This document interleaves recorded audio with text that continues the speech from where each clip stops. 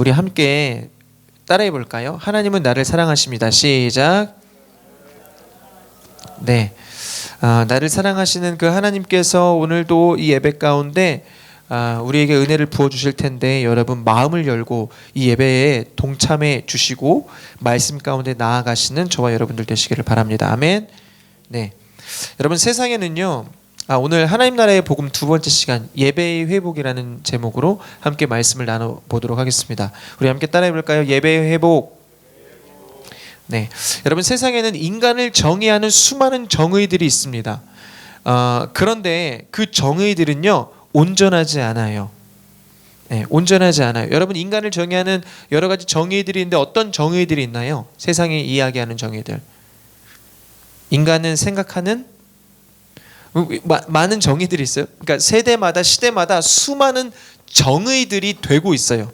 그런데 세상이 이야기하는 그러한 정의는요 온전하지 못하다라는 것이죠. 집사님 앞에 나오셔도 돼요 이제. 네. 세상이 말하는 정의는 온전하지 못합니다. 왜 온전하지 못한가요? 세상의 정의는 시대에 따라 변하고 세상에 따라 변하고 상황에 따라 변하기 때문에 그렇습니다. 왜냐하면 시대에 따라 상황에 따라 인간이 중요하게 생각하는 가치들이 변화하기 때문에 그렇습니다. 여러분 그런데요 성경도 사람에 대해서 정의를 하고 있죠. 성경도 인간에 대해서 정의하고 있습니다. 그런데 성경이 말하는 정의는요 시대에 따라 상황에 따라 변하지 않습니다. 인간의 본질에 대해서 가장 명확하고 가장 정확하게 정의를 하고 있습니다. 성경이 말하는 인간의 정의란 무엇인가? 여러분 무엇인가요? 인간은 예배하는 존재라는 것이죠. 우리 함께 따라해 볼까요? 인간은 예배하는 존재. 예, 우리 옆 사람에게 이야기합시다. 당신은 예배하는 사람입니다. 시작. 예, 우리가 예배하면 우리는 이렇게 주일에 함께 모여서 예배하는 이런 세레모니를 늘 생각을 합니다. 여러분 그런데요 우리가 이 예배에 대한 개념을 좀 더 넓게 생각해야 합니다.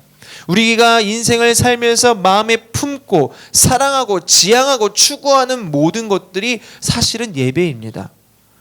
여러분 우리의 인생의 모든 것들이 다 예배라는 거예요. 왜냐하면 우리는 그러한 것들을 세상의 것들을 마음에 품고 살아가거든요. 인간은요 마음에 아무것도 품지 않을 수가 없어요. 왜냐하면 하나님께서 그렇게 만드셨거든요. 하나님께서 그렇게 창조하셨거든요. 무엇인가는 품어야 돼요. 무엇인가는 마음 가운데 가지고 있어야 돼요. 그러한 것들이 바로 다 예배라는 것이죠. 하나님이요 우리 인간을 처음 창조하셨을 때 어떻게 만드셨나요? 하나님의 형상으로 창조하셨어요. 하나님의 형상으로 창조하셨다는 것은 하나님 안에 있을 때에만 온전함을 누리도록 만드셨다는 것이죠. 그런데 여러분 문제는 인간이 죄를 짓고 누구와 멀어지게 되었습니까? 여러분 인간이 죄를 짓고 누구와 멀어지게 됐나요? 하나님과 멀어지게 됐어요. 그러니까 더 이상 하나님 안에서 온전함을 누릴 수 있습니까? 없습니까? 하나님 안에서 더 이상 온전함을 누릴 수 없는 존재가 되었다라는 것이죠. 그리고 여러분 그렇게 하나님 안에서 온전함을 누리지 못하게 되자 우리에게 찾아온 것은 온전함의 반대말이 뭡니까 여러분? 온전함의 반대말 안 온전함? 예? 불안함? 맞아요. 온전함의 반대말은요 불안함, 공허함, 상실감. 이게 바로 온전함의 반대말이거든요. 우리 인간이 그렇게 되었다라는 거예요. 하나님을 잃어버리고 난 이후에 온전한 존재에서 온전하지 못한 존재가 되었습니다. 여러분 그래서요 우리 인간은요 그러한 불안함 이러한 공허함을 채우기 위해서 여러 가지 많은 것들을 하거든요. 그런데 사실은 그 공허함이나 이러한 불안함은 무엇으로 채워질 수 있습니까? 하나님을 잃어버렸기 때문에 생긴 것이기 때문에 하나님으로만 채워질 수 있어요. 하나님이 우리 안에 계시고 하나님이 우리에게 오셔야 내가 하나님을 구하고 하나님을 추구해야만 그러한 공허함이나 불안함이나 상실감이 떠나가거든요. 여러분 우리도 예배할 때 우리도 삶을 살아갈 때 우리 안에 불안함이 찾아오잖아요. 우리 안에 고난들도 있고 여러 가지 마음적으로 초조한 것들이 있잖아요. 그때 여러분 하나님을 구해보셨습니까? 하나님을 구하고 하나님을 찾으면 하나님이 주시는 마음의 평안이 우리 가운데 찾아온다라는 것이죠.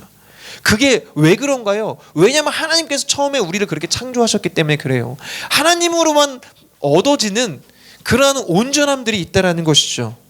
그런데요, 여러분, 우리 인간은요, 그렇게 우리가 어렵고 힘들 때, 삶을 살면서 고난을 겪고 우리 안에 두려움과 불안함이 올 때 하나님을 찾아야 하지만 하나님을 찾지 않는다라는 것이 문제입니다. 여러분은요, 공허함을 느끼실 때가 있잖아요. 지금 공허하세요? 여러분은 어떤 그런 공허함을 느끼실 때가 있는데 그때 어떻게 하십니까? 어떤 행동을 하십니까? 하나님을 찾습니까? 하나님을 부릅니까? 아니면 세상적인 다른 즐길거리, 쾌락, 즐거움을 찾아 나가십니까? 여러분, 그런데 이런 게 악순환의 고리인 거예요. 왜냐하면 하나님으로만 해결할 수 있는데 하나님이 아닌 다른 것으로 해결하려고 하다 보니 계속해서 이런 바르지 않은 것들이 순환되는 거죠. 그렇게 되다 보면 결국에는 우리의 심령이, 우리의 영혼이 더욱더 피폐해지는 것입니다. 여러분, 우리 인간은 하나님 안에서만 온전함을 누릴 수 있습니다. 아멘. 옆 사람에게 이야기할게요. 당신은 하나님 안에서만 온전함을 누릴 수 있습니다. 시작.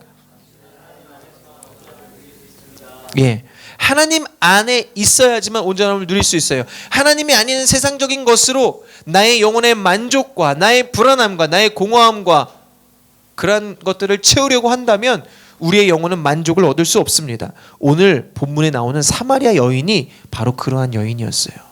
우리 함께 따라해 봅시다. 사마리아 여인. 예, 사마리아 여인은 어떻게 생겼을까요? 어떻게 알아요? 네, 예, 사마리아 여인은 어떻게 생겼을까? 갑자기 궁금해갖고. 그런데 여러분, 사마리아 여인은요, 하나님을, 우리 인간이 다 하나님을 잃어버렸잖아요. 그런 하나님을 잃어버린 공허함을 무엇으로 채우려고 했냐면 남편으로, 사람으로 채우려고 했어요. 사람에게 기대서 그러한 공허함들을 채우려고 했죠. 그런데 그 사마리아 여인은 어떻습니까? 그 여인은요, 만족함을 얻기는커녕 오히려 그 여인의 영혼은요 점점 메말라 갔음을 오늘 말씀을 통해서 보게 됩니다. 여러분은 어떠세요? 여러분의 인생은요 점점 하나님의 은혜로 충만한 영혼의 충만함을 느끼며 살고 계십니까? 아니면 나의 영혼은 정말 메말라가는 것 같아 라는 느낌으로 살고 계십니까? 이 여인이요 하나님이 없을 때는요 정말 영혼의 그 메마름과 그 갈급함을 가지고 살았어요. 목마름을 가지고 살았어요. 그런데 그러한 피폐한 영혼 가운데 이 여인이 누구를 만나냐면 오늘 본문에서 보신 것처럼 예수님을 만나거든요.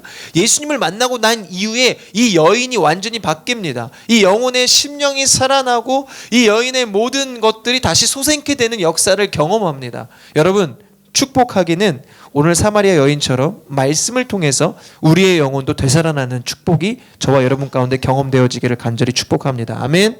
예, 예수님이 유대에서 갈릴리로 가시기 위해 사마리아를 지나가십니다. 유대에서 갈릴리로 가기 위한 관문이 사마리아예요. 우리 함께 따라해볼까요? 사마리아. 그러면 우리가 흔히 생각하기 이렇게 생각할 수 있죠. 예수님께서 유대에서 갈릴리로 가기 위해 사마리아를 지나가셨구나라고 생각할 수 있습니다. 그러나 여러분, 예수님은요 유대에서 갈릴리로 가는 여정이었지만 사마리아를 반드시 가시려고 하는 목적을 가지고 계셨습니다. 우리는 그것을 무엇을 통해 볼 수 있느냐? 예수님과 이 여인이 만났던 그 시간을 보면 알 수 있어요. 여러분, 오늘 이 말씀에, 아까 우리 PPT 말씀에 예수님과 그 여인이 만났던 시간이 몇 시라고 기록되어 있습니까? 예? 몇 시였나요? 여기 개역개정 성경이었잖아요. 6시라고 6시라고 기록되어 있거든요.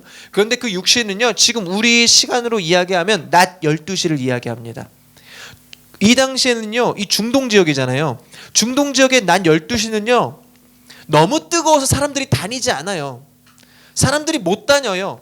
그러한 시간이 바로 이 낮 12시거든요. 그런데 그때 예수님은요 어디로 가셨습니까? 그때 사마리아 지역을 통과하셨고 수가성에 들어가셔서 그 우물 곁에 앉으셨다라는 거예요. 왜 그 시간에 움직이셨습니까? 목적이 있으신 거였죠. 그런데 그 목적은 어떤 목적이었느냐? 그 낮 시간에 아무도 움직이지 않는 그 시간에 예수님이 그곳에 가셨더니 누가 있었습니까? 누가 있었습니까? 사마리아 여인이 있었죠. 사마리아 여인이 그 곳에서 물을 뜨고 있었죠. 여러분, 그런데요 그 여인도요 보니까 아무도 움직이지 않는 그 시간에 움직였어요. 사람들이 그 시간, 여러분 물을 기른다고 생각하십시오. 물 기르는 게 쉬울까요? 어려울까요? 어렵죠. 그것도 여자가 물을 기르는 게 얼마나 어렵습니까? 그러면 낮 시간에 움직이는 게 보통 상식적으로 이해가 되지 않죠. 이 여인은요, 그럴 만한 사연이 있었다라는 것이죠. 그 사연이 무엇인가? 우리 요한복음 4장 18절 말씀 함께 읽어볼까요? 네, 우리 간제 기록되어 있는데요. 요한복음 4장 18절 말씀 우리 함께 읽어보도록 하겠습니다. 시작. 실은 전에 내게 남편이 5이나 있었고 지금 함께 사는 남자도 내 남편이 아니니 내가 지금 한 말이 맞구나. 아멘. 여러분 보십시오. 이 여인의 상황이 이 말씀을 통해 보여지는 거예요. 이 여인의 상황은 지금 어떤 상황입니까? 전에 남편이 몇 명이었다고요? 5명이었어요. 헐리우드 스타일이죠. 예, 그리고 지금 6번째 남자와 살고 있다라는 거예요. 여러분 그런데요, 지금 상황에서 지금 우리가 사는 시대에도요, 남편이 5명이었고 지금 6번째 남자랑 살고 있다. 여러분 떳떳할까요? 떳떳하지 않을까요? 떳떳하지 않아요. 남들 앞에서 그거 드러내는 거 부끄러워요. 그래서 남들의 시선이나 이런 게 많이 의식할 수밖에 없고 남들의 눈에 띄고 싶지 않을 거예요. 여러분 지금 시대에도 그런데요, 이때는 얼마나 더 그랬겠습니까? 이때는 여자가 사람으로서 존중받지 못했던 시대입니다. 그랬으니 이 여인이 5명의 남자 전 남편과 6번째 남자와 살고 있으니 얼마나, 여러분 얼마나 죄인 취급을 받았겠습니까? 얼마나 정죄함을 받았겠습니까? 여러분 또한 6명의 남자랑 살고 있으면서 얼마나 많은 상처와 아픔들이 있었을까요? 얼마나 많은 사연을 가지고 있었겠습니까? 여러분 그런데요, 그 여인이요, 그러한 자신의 속내를 누구에게 털어놓을 수 있었을까요? 없었을까요? 없었어요. 털어놓을 사람도 없었고요. 그냥 그 아픔과 상처를 자기 스스로 감당해야만 했다라는 거예요. 그럼에도 불구하고 그 여인이 계속해서 다른 남자들과 사는 이유는 분명한 이유가 있었습니다. 왜냐하면 목마름이 있었거든요. 우리 함께 따라해 볼까요? 목마름. 그 여인은 영혼에 대한 목마름이 있었어요. 남편이 답인 줄 알고 계속해서 남편을 찾았고 남편을 구했던 거예요. 그런데 여러분 그 목마름은 누구로만 채울 수 있습니까? 그 목마름은 누구로만 채울 수 있습니까? 하나님으로만 채울 수 있어요. 우리의 영혼의 목마름은, 우리의 영혼의 깊은 목마름은 오직 하나님으로만 채울 수 있습니다. 여러분 그 목마름을 사람이 채울 수 있겠습니까? 그 목마름을 세상적인 것이 채울 수 있겠습니까? 아니에요. 그것이 아니라는 것을 여기에 있는 저와 여러분도 잘 알고 있어요. 여러분 우리도 경험했지 않습니까? 여러분은 마음에 소원하는 것들이 있잖아요. 지금도 마음에 뭔가 품고 있는 것들이 있잖아요. 여러분 우리 인간은 예배하는 존재이기 때문에 무엇인가를 마음에 품고 살아갈 수밖에 없어요. 여러분이 지금 무엇을 품고 있던지 간에, 무엇을 갖고 싶고 무엇을 이루고 싶고 무엇을 성취하고 싶던지 간에 그것을 여러분이 잃었다고 칩시다. 가졌다고 칩시다. 영혼의 만족을 얻긴 얻어요. 그런데 그 만족의, 그 영혼의 만족이 영원합니까? 절대 영원하지 않죠. 그리고 난 이후에 우리는 또 다른 것들을 마음에 품고 살게 되지요. 여러분 무슨 말입니까? 세상은요 그렇게 우리 인간이 하나님을 바라보지 않고 세상적인 것을 추구하도록 만들고 있다라는 거죠. 그게 지금 우리가 살아가고 있는 세상입니다. 그러다 보니 우리 영혼은 계속해서 갈증이 나는 거예요. 그래서 계속해서 세상적인 음료를 마시게 되는 거죠. 이 목마름은, 세상의 것은 절대 우리의 목마름을 해결해 주지 않습니다. 오늘 예수님이요 사마리아 여인을 찾아갔어요. 찾아가시고 난 이후에 예수님과 사마리아 여인이 대화를 하는 장면이 나와요. 그런데요 이 대화를 하는 장면을 보면은 아까 여러분 요한복음 4장 1절부터 26절까지 읽으면서 그 내용들이 다 이해가 되셨어요? 서로 대화가 좀 매끄럽지 않다라는 느낌들이 있었습니다. 그 대화의 내용을 한번 좀 볼게요. 예수님이 사마리아 여인에게 물을 달라고 해요. 물을 달라고 하자 그 여인이 뭐라고 이야기합니까? 아니 당신은 유대인인데 왜 사마리아 여인인 나에게 말을 겁니까? 라고 이야기를 하죠. 이 당시에는요 사마리아는 원래 이스라엘 땅이었어요. 그런데 언제 갈라집니까? 북이스라엘과 남유다로 나뉘게 됩니다. 솔로몬 이후에 르호보암 시대에 나뉘게 되죠.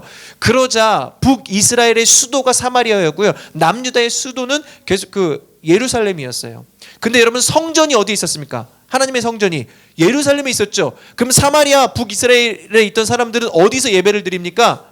예루살렘에서 예배를 드릴 수가 없게 된 거예요. 그래서 여러분 그렇게 그들은 서로 갈라진 인생을 살게 됩니다.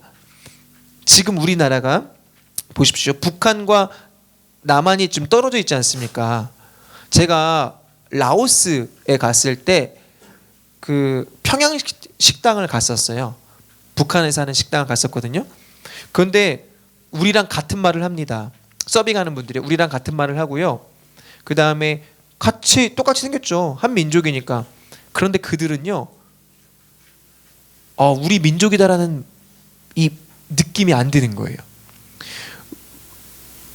이 분단의 벽이요, 시대가 많이 지나면 지날수록 점점 다른 사람들처럼 느껴지게 되는 거예요. 예, 제가 그들을 보면서 너무 좀 안타까운 마음들도 있고, 이제 같이 간 분들이요, 밑에 도청장치 있으니까 말 똑바로 하라고, 말 제대로 하라고 이야기하더라고요. 예, 그만큼 여러분 이 민족에 대해서 같은 이 사람들이 우리랑 같은 민족이다라는 게 느껴지지 않는 거죠.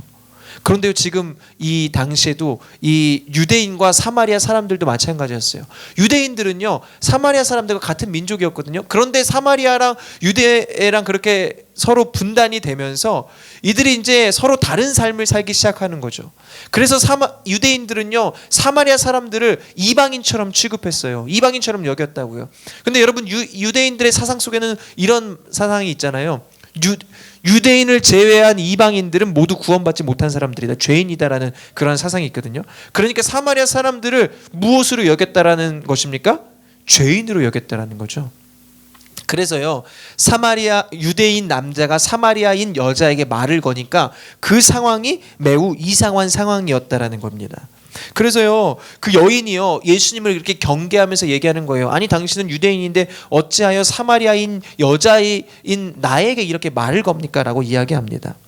여러분, 그 여인이 그렇게 예수님께 경계하면서 이야기를 하자 예수님이 이렇게 말씀하세요. 너가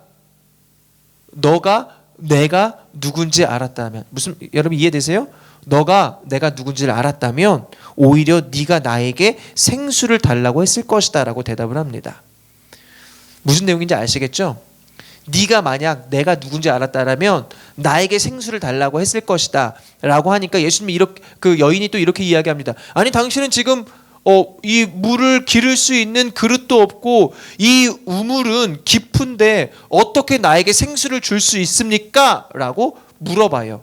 그러자 예수님께서 이렇게 이야기합니다. 이 지금 우물에 있는 물은 먹으면 목이 마르지만 내가 주는 생수는 먹으면 다시 목마르지 않다라고 말씀을 하십니다. 그러니까 그 여인이 그런 생수가 있다면 그런 생수를 나에게 주십시오라고 이야기하자, 그러면 너의 남편을 데리고 오라라고 이야기를 하죠. 여러분, 지금 맥락이 이해가 다 되세요? 대화가 매끄럽나요? 지금 저와 여러분처럼 지금 설교 되는 거 맞아요? 여러분 설교 듣고 있는 거 맞아요? 이런 느낌인 거예요. 예수님과 이 여인이요, 대화를 계속 하고 있거든요. 근데 같이 물에 대해서 이야기는 해요. 생수에 대해서 이야기하는 건 맞아요. 근데 예수님이 이야기하는 물과 이 여인이 이야기하는 물이 달라요. 그 물이 아닌 거예요. 그 생수가 아닌 거죠. 그런데 이러한 대화들이 이어지다가 어느 순간에 이 사마리아 여인과 예수님과 대화가 갑자기 시작이 됩니다. 대화가 되기 시작되는 거예요. 언제부터 그 대화가 되기 시작하느냐? 여러분, 예수님이 그 여인에 대해서 다 알고 있다라는 것을 그 여인이 알았을 때, 그러니까 이거죠. 아, 이분은 선지자구나. 내가 남편이 5명 있었고 지금은 또 다른 남자랑 살고 있는 것을 알고 있구나라는 것을 깨닫게 되었을 때, 이 사람은 보통 사람이 아니구나, 이 사람은 선지자구나, 이 사람은 예언자구나 라는 것을 알게 되었을 때 대화가 되기 시작합니다. 여러분, 우리는 우리 스스로 예배할 수 있다라고 생각해요. 여러분이 예배를 할 수 있다고 생각을 하십니까? 예배는 우리가 할 수 있는 것이 아니에요. 오늘 사마리아 여인은요, 예수님에 대해서 알지 못했을 때에는 세상의 헛된 시작된 것을 가지고 계속해서 예수님과 이야기를 합니다. 그런데 그 여인이요, 예수님이 어떤 분인지를 알게 될 때, 아, 이분은 선지자구나, 아, 이분은 예언자구나, 그분이 어떤 분인지를 알게 될 때 그 여인과 예수님의 대화가 시작되는 것을 우리는 볼 수 있습니다.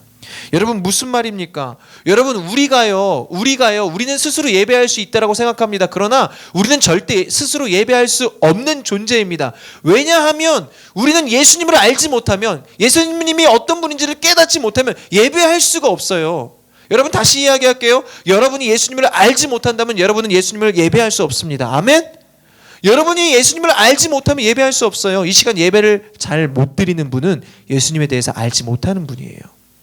왜냐하면 그분에 대해서 알지 못하기 때문에 그분을 경외할 수도 없고 그분을 경배할 수도 없고 그분을 예배할 수가 없는 거예요.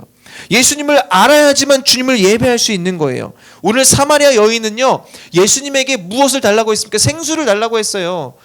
이 사마리아 여인이 달라고 했던 생수는 나의 육신을 채우기 위한 생수였어요. 그런데 예수님은 어떤 분입니까? 우리의 육신의 생수가 아닌 우리의 영혼의 목마름을 채워주시는 분이 바로 예수님이에요. 그 예수님을 알아야 우리가 주님께 영혼의 목마름을 채워주세요라고 고백할 거 아닙니까? 예수님을 모르니까 그러면 나에게 생수 주세요, 나 목마르니까, 이렇게 되는 거죠. 여러분이 아무리 신앙생활을 오래 했고 교회에 오래 다녔다 할지라도, 봉사하고 헌신했다 할지라도 예수님을 알지 못하면 그분을 온전히 예배할 수 없습니다. 여러분 믿으세요? 여러분이 예수님을 알지 못하면 여러분 온전히 예배할 수 없어요. 교회에 오래 다닌 거 다 소용없어요. 우리가 지금 말씀 통독을 하고 있어요. 말씀 통독을 하고 있는데 지난주 창세기를 거쳐서 지금 출애굽의 여정을 지금 이제 건너고 있죠. 근데 말씀 통독을 할 때마다 제 안에 드는 고민이 있어요. 여러분도 고민이 있을 거예요. 말씀 통독할 때마다 제 안에 드는 고민 뭘까요? 아, 이거 하면 하는 사람만 하고 또 안 하는 사람 안 할 텐데, 이런 고민이 들어요. 제 마음 가운데. 아, 향기 안 할 것 같은데, 아, 요한이 안 할 것 같은데, 뭐 이런 마음이 든다고요. 예, 그냥 생각이 드는 거예요. 여러분을 뭐 정죄하고 판단하고 이런 게 아니라. 그리고 또 우리 안에 또 이런 것들도, 이런 마음도 생길 수도 있어요. 아, 성경 통독하는 사람은 잘하는 사람이고 통독 안 하는 사람은 못하는 사람이고, 이렇게 판단되어질 수 있다고요. 그냥 이런 생각들이 들어요. 그런데 여러분, 이런 생각은요, 지극히 본질을 벗어난 생각이에요. 지극히 본질을 벗어난 고민이에요. 우리는 이런 성경 통독을 할 때 우리의 고민은 이렇게 고민이 되어야 돼요. 이런 고민이 되어야 돼요. 어떤 고민인가? 하나님 입장에서 우리가 생각해 보는 거예요. 우리 살아있는 교회가 하나님의 말씀을 읽기로 작정을 하고 말씀 읽기를 시작합니다. 말씀 읽기를 시작하는데 하나님 입장에서 그러면 하나님이 보실 때, 아, 이 살아있는 교회 성도 한 사람 한 사람이 말씀을 읽는구나 라고 했을 때 하나님은 어떤 것을 고민하실까요? 얘네가 말씀을 읽기 시작하네. 그래, 잘했다. 그런데 하나님 마음 가운데 고민이 있을 거예요. 어떤 고민을 하실까? 여러분, 말씀을 읽을 때에 하나님이 이 사람이 완주할까 완주하지 못할까를 고민하실까요? 이 사람이 성경을 90일 동안 읽을까 못 읽을까를 하나님이 고민하실까요? 하나님이 고민하시는 건 이런 거예요. 아, 우리 사랑하는 이 향기가 말씀 읽기를 시작했는데 이 말씀을 통해서 나를 알았으면 좋겠다. 아멘? 이 말씀을 통해서 나의 마음을 알았으면 좋겠다. 말씀을 완주하고 완주하지 못하는 건 중요한 게 아니에요. 말씀을 통해서, 이 말씀을 통해 계시하고 계시는 그 하나님을 만나는가 만나지 않는가가 중요한 거죠. 여러분, 오늘 제가 설교를 준비하면서 무엇을 고민했겠습니까? 내가 설교 오늘 잘하고 끝내야지 라는 걸 고민했을까요? 이 말씀을 통해서 정말 여기 있는 성도 한 사람 한 사람이 말씀이신 하나님을 만났으면 좋겠다, 이거를 고민하는 거예요. 제가 잘하고 못하고는 중요한 게 아니에요. 하나님의 은혜를 주시는 거 주시지 않는가가 중요한 거죠. 제가 아무리 잘해도, 제가 아무리 만족해도 하나님의 은혜 주시지 않으면 그게 무슨 예배이고 설교이겠습니까? 하나님께서 우리 가운데 은혜를 주시는 게 중요한 거 아닙니까? 마찬가지예요. 우리가 말씀 읽기를 하잖아요. 말씀 통독을 하잖아요. 하나님 입장에서는 이 말씀을 통해서 나는 이 말씀을 통해 나를 계시하고 있는데 여기 있는 성도 한 사람 한 사람이 나를 만났으면 좋겠다라고 하나님이 고민하지 않으실까요? 우리가 빨리 읽고 나는 오늘 성경을 50장 읽었어. 이건 자랑거리가 못 돼요. 나는 1년에 성경을 5번 통독하고 10번 통독했어. 나는 교회에서 이런 수고와 이런 헌신을 해, 이런 봉사를 해. 여러분, 이건 자랑거리가 아니라고요. 우리가 말씀을 통해서, 예배를 통해서, 헌신과 수고와 봉사를 통해서 하나님은 이런 분이구나. 하나님의 마음을 알고 하나님의 사랑을 알고 하나님을 더욱더 깊이 깨닫는 것, 이것이 정말 하나님이 우리 가운데 원하시는 것이라는 것이죠. 여러분, 우리가 그 말씀을 통해서 하나님을 알 때 하나님을 온전히 예배할 수 있어요. 아멘. 하나님을 알지 못하면 우리는 하나님을 어떻게 경외할 수 있겠습니까? 하나님을 깨닫지 못하면 우리가 무엇으로 하나님을 찬양하고 하나님을 경배할 수 있겠습니까? 하나님을 알아야 된다는 거예요. 아멘. 우리 옆 사람에게 이렇게 이야기합시다. 하나님을 알아야 합니다. 시작. 여러분, 하나님을 알아야 돼요. 하나님을 알 때 내 영혼의 깊은 곳에서 그분을 향한 경배와 찬양이 나오는 거예요. 제가 지난 2주 동안 서울드림교회에서 하는 특별 새벽 기도에 참여했고 완주를 했습니다. 그래서 선물도 받았어요. 그런데 여러분, 제가 완주를 할 수 있었던 그 동기가 뭘까요? 제가 이제 때로는 2시간 자고 일어날 때도 있고 3시간 자고 일어날 때도 있어요. 근데 아침에 일어나서 진짜 고민 많이 했어요. 남의 교회 새벽 기도 하는데 내가 꼭 완주를 해야 되나?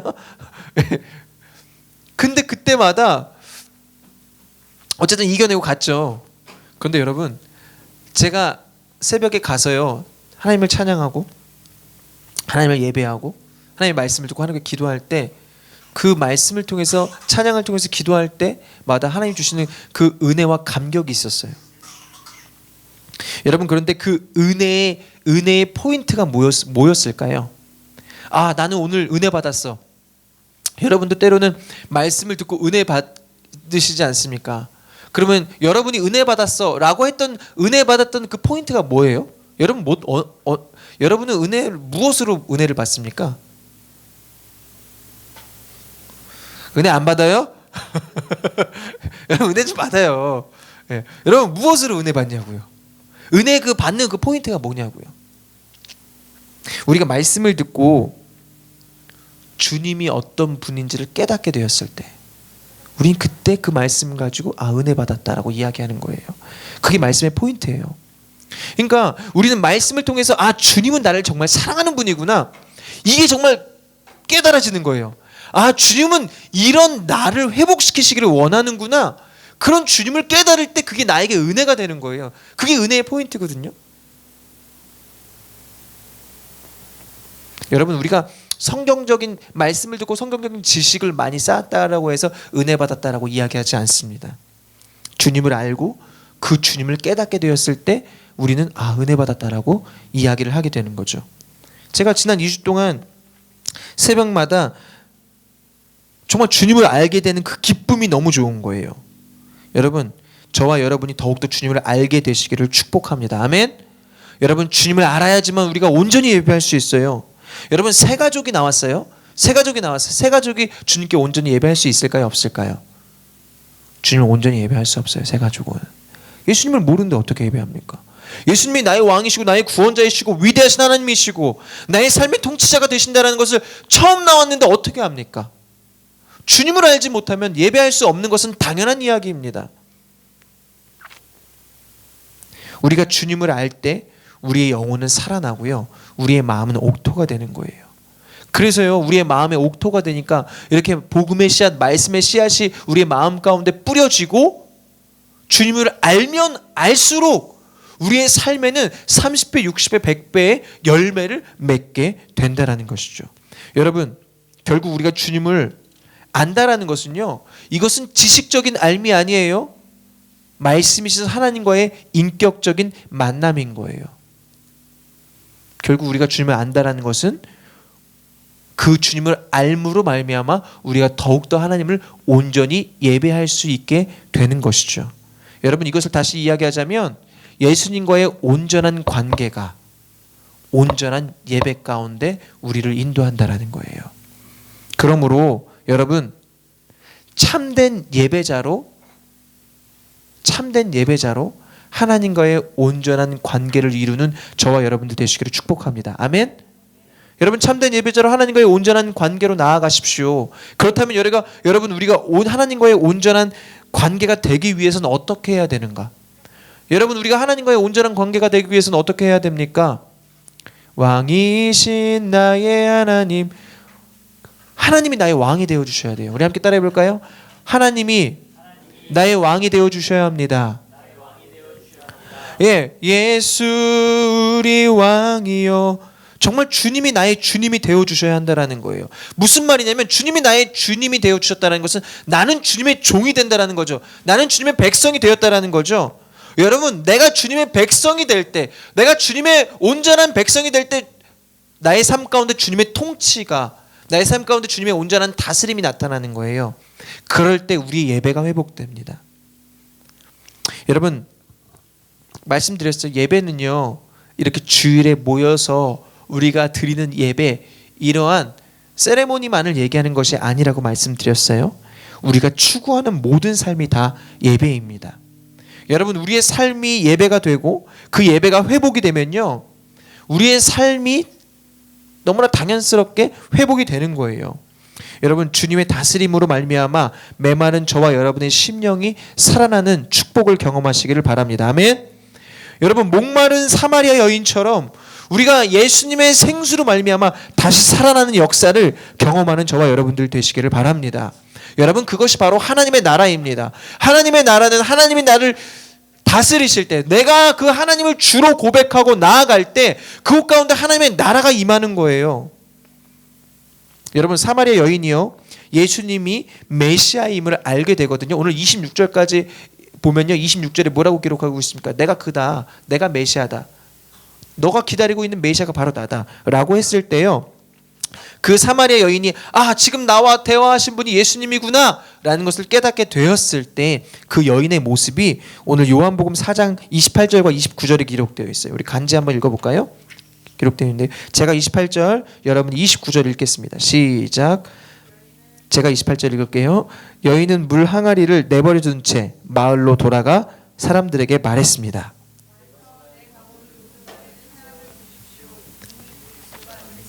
아멘. 여러분, 그녀가요 했던 행동을 같이 보십시오. 물 항아리를 버려두었습니다. 여러분, 물 항아리를 버렸어요. 물 항아리가 무엇이었습니까? 물 항아리는요, 그녀가 그렇게 구하고 그녀가 그렇게 추구했던 육체의 목마름을 채우는 도구가 바로 물 항아리였어요. 그런데 예수님을 만나자마자, 예수님을 만나고 이분이 메시아구나라는 것을 깨닫게 되었을 때 그 여인이 행동한 행동이 무엇입니까? 그 물 항아리를 버렸다라는 거예요. 그리고 어떻게 했습니까? 마을로 돌아가서 사람들에게 말을 했다라는 거예요. 그 여인은 어떤 여인이었어요? 낮 12시에 아무도 다니지 않는 곳에, 아무도 사람들이 인적이 없는 그 시간에 움직이던 사람이었어요. 무엇입니까? 사람을 두려워했다라는 거죠. 그런데 그 여인이 오히려 마을로 돌아가서 사람들에게 외치기 시작한 거예요. 나 예수님 만났어요. 나 예수님 만났어요. 여러분, 그 여인이 메시아이신 주님을 만났을 때, 메시아가 그 여인의 주가 되어 주셨을 때 그 여인의 삶은 회복되어짐을 오늘 우리는 말씀을 통해 보게 됩니다. 여러분, 회복된 삶을 살고 싶으십니까? 여러분, 예배의 회복을 원하십니까? 여러분, 그렇다면 하나님이 저와 여러분의 주가 되어 주셔야 합니다. 아멘. 여러분이 여러분의 삶 가운데 하나님을 나의 주로 고백하는 일들이 있어야 합니다. 그럴 때 우리의 인생이 회복되고 우리의 삶이 회복되어지는 줄 믿습니다. 여러분, 우리가 오늘도 이제 설교 마치고 주의 나라가 임할 때 이 찬양할 거거든요. 주의 나라가 임할 때, 하나님이 임재하실 때 어떤 일이 일어납니까? 예배가 회복되고, 예배가 회복되는 거예요. 하나님이 나의 주가 되실 때, 내가 하나님을 주로 고백할 때 나의 삶의 모든 영역들 가운데 하나님은 나의 왕이십니다. 내가 그분을 인정하고 주님으로 고백하고 주님으로 높여드릴 때 내 삶이 회복되는 거예요. 내가 스펙을 쌓고 내가 많은 돈을 가지고 내가 세상적인 것을 많이 누리고 있다고 해서 내 삶이 회복되는 것이 아니라 주님이 나의 주님이 되어주실 때 우리의 삶이 회복되어지고 우리의 예배가 회복되어진다는 것입니다. 여러분, 주님이 나의 주가 되어주실 때 우리의 인생이 회복되는 줄 믿습니다. 아멘.